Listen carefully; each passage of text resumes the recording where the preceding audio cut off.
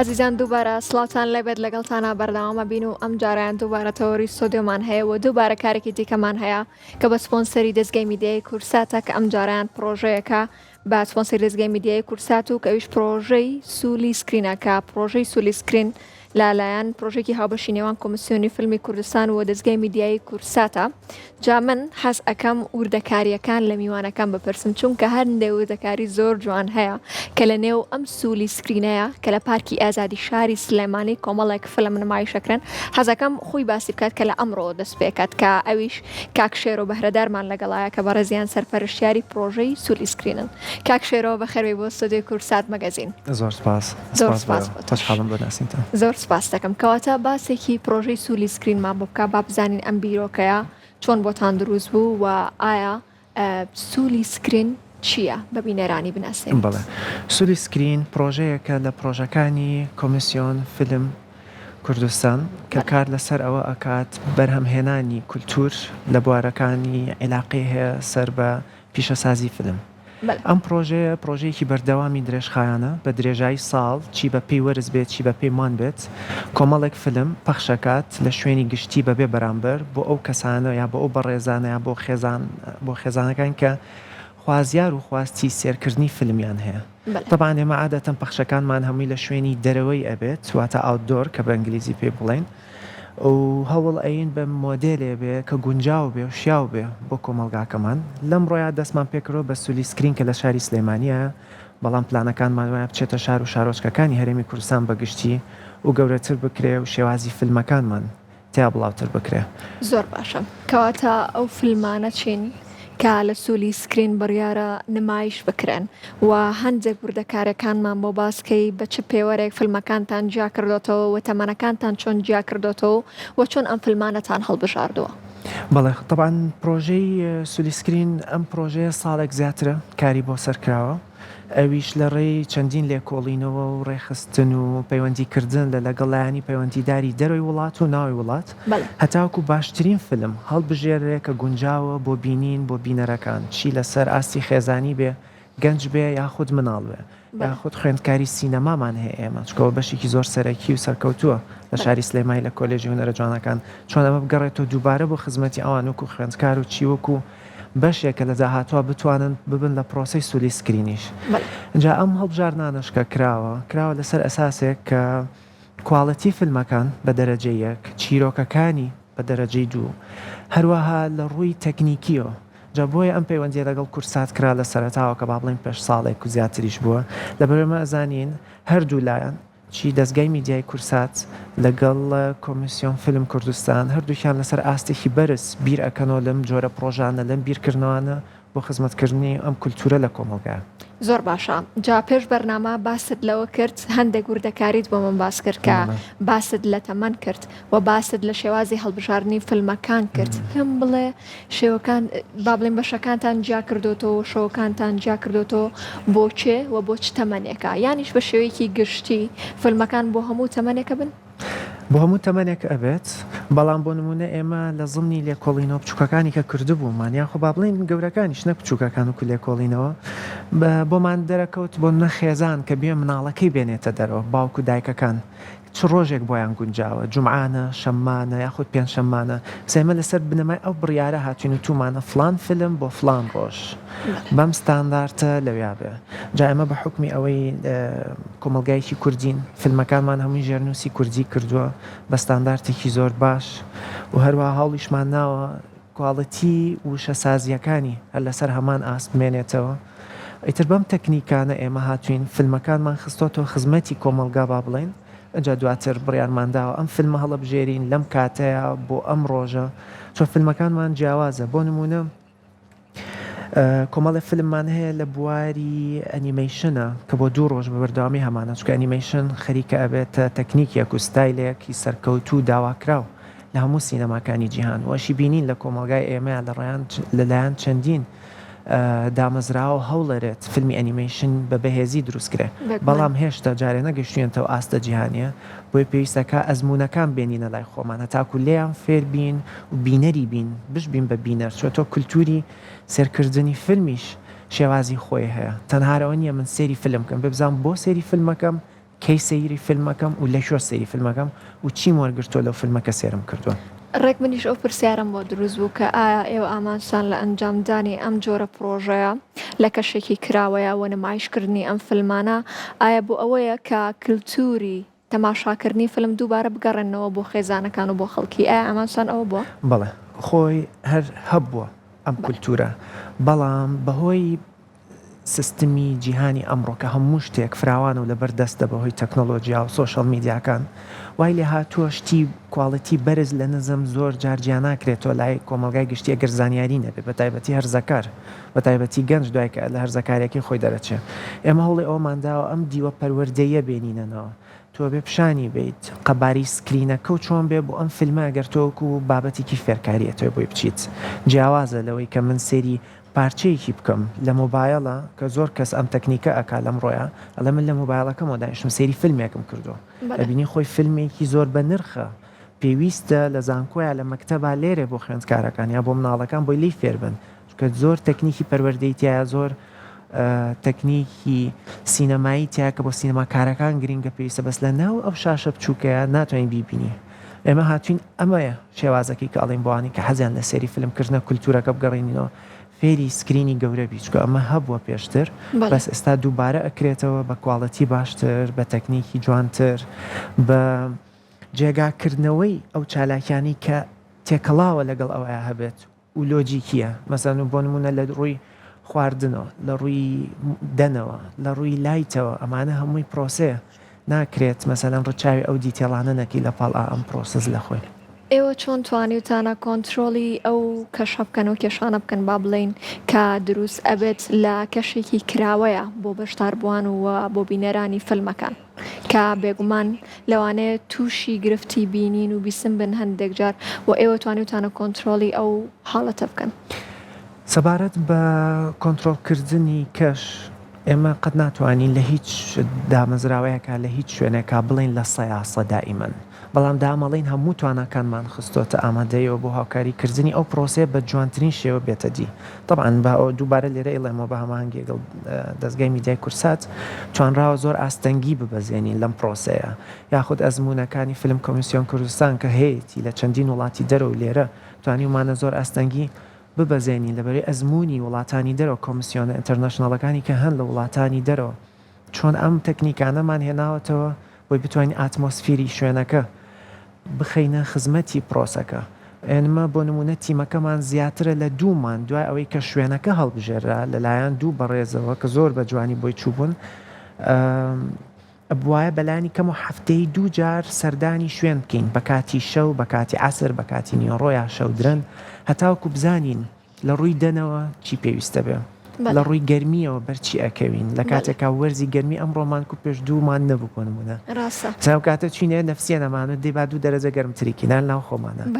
مەسەلەن لە ڕووی مێشولەوە کە شتێکە هەیە لە هەموو شوێنێکا مەسەڵەن مامەڵە لەگەڵ ئەو تەکنیکا بکەین لە ڕووی دانیشتن تەنانەت شوێنی دانیشتەکانیشمان ئێمە هەڵبژێردووە چۆن لە کۆتایەکەیە گەشتنەوەی کە پارکی ئازادی هەڵبژێرن پارکی ئازادی هەر بە ناوی خۆیەوەیەتی پارکی ئازادی پارکێکی ئازادە جا ئێمە ویستمانە ئەم پرۆسە ئازادیە بێنینە خزمەتی پرۆژەکەەوە دوو هەمیان خۆی لە سنتەر و چەقی شارەکایە شوێنێکی متمانە پێکراوە لەلایەن خێزانەکان ڕۆژانە خەڵک بە پیاسەی پیاکە ڕاکردنی تیاکە کۆمەڵەیەکی زۆر زۆر جوان خەڵک ڕووی تێەکە خێزانەکان بە تایبەتی سەیرانەکەنتیە ئێمەش هاتوینەتۆ دووبارە ئەوەی کە ڕوو ئەیا لەوێ وەکو خۆی دای بنینەوە بەبێ ئەوی دەستکاریەکی ئەو تۆی بکەین و تێکی بین چکە ئۆرگانیانە خۆی وا هاتووە یەک دوو ئیزافەی پێویست لەگەڵ سکرینێک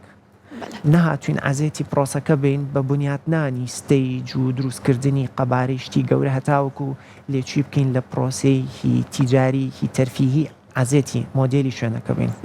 بە ئینگلیزی یعنی ئەوتان بڵێم وشەی ئینتگریشن بەکارێمن ئینتگریتمان کردووە لەگەڵ مەوقعەکەیە پارکە خەڵک سەیرانەکات منیش دانیشم ئەمەم دووبارە هێناوە تۆکو خۆی بەبێ تێکی بم بە سکرینەکەم لەگەڵ مۆدێلی شوێنەکە ڕێخستووە ئەویش طبعاً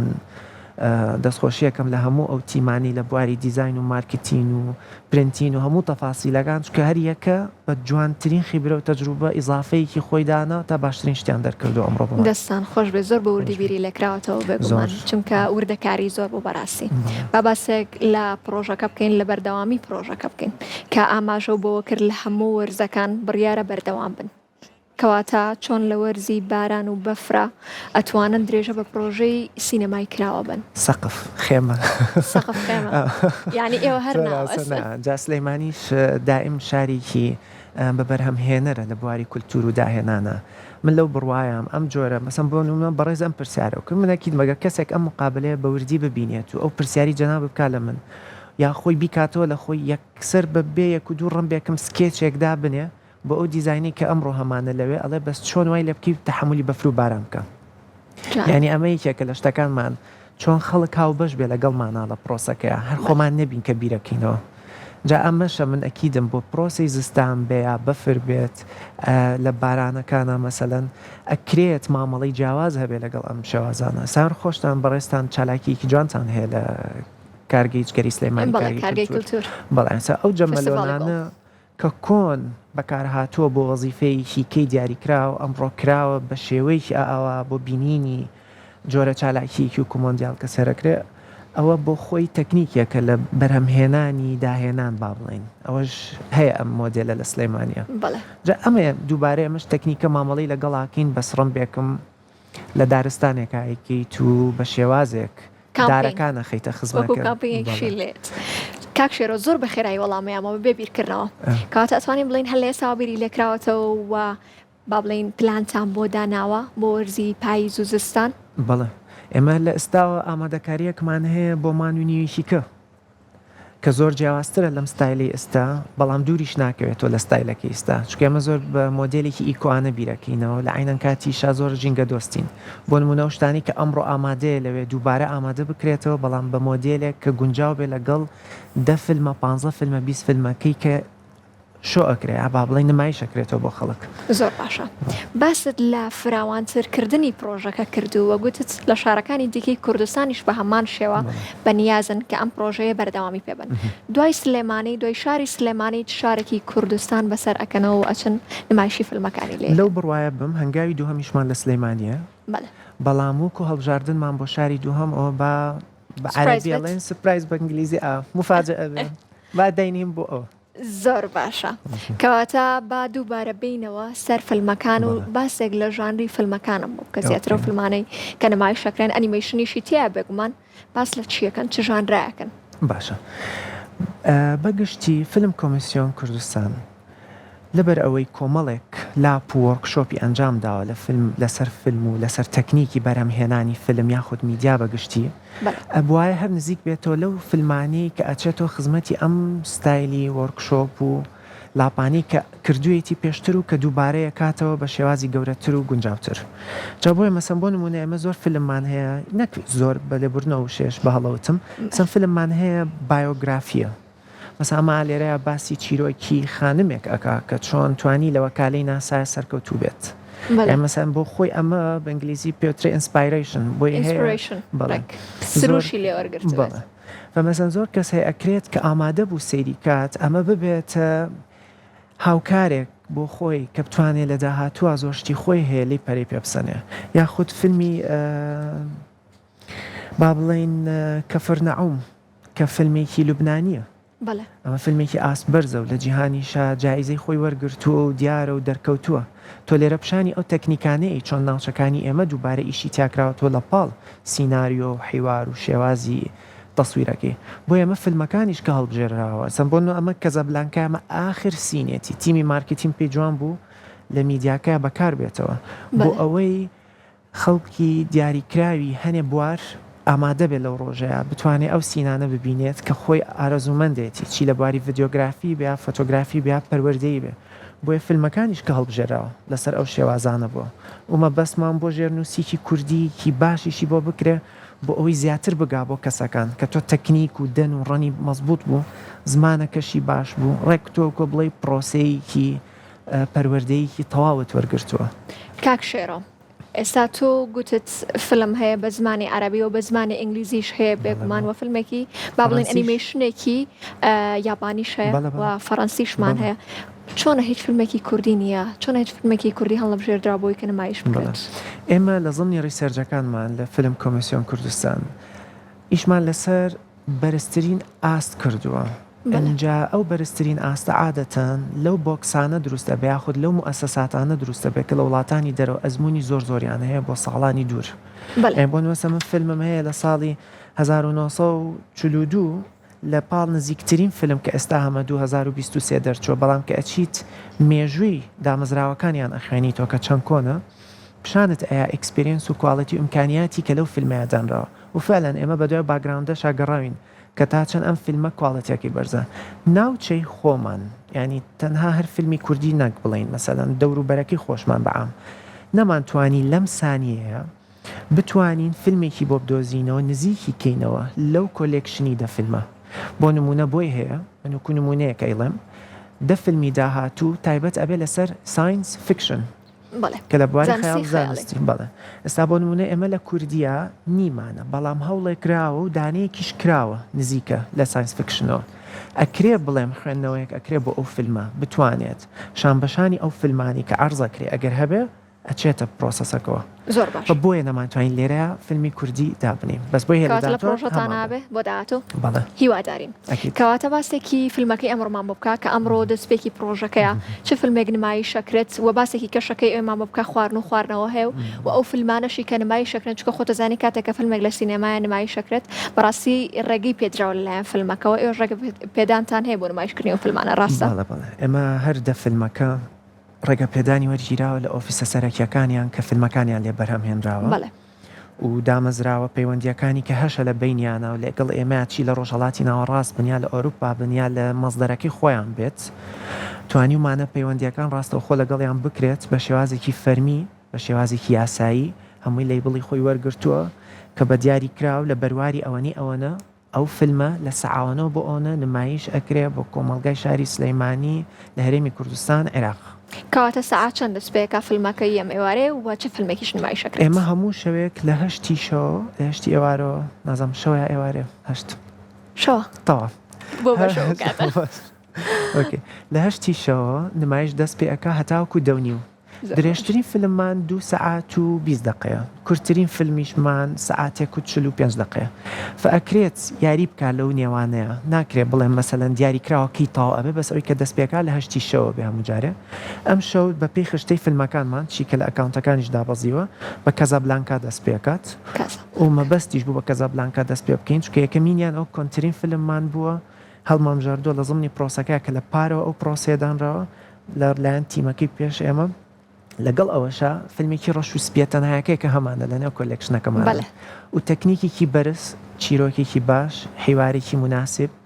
ئاکتینێکی زۆر لێ هاتوو سەرکەوتوو کە لەو سەردەمەیە کراوە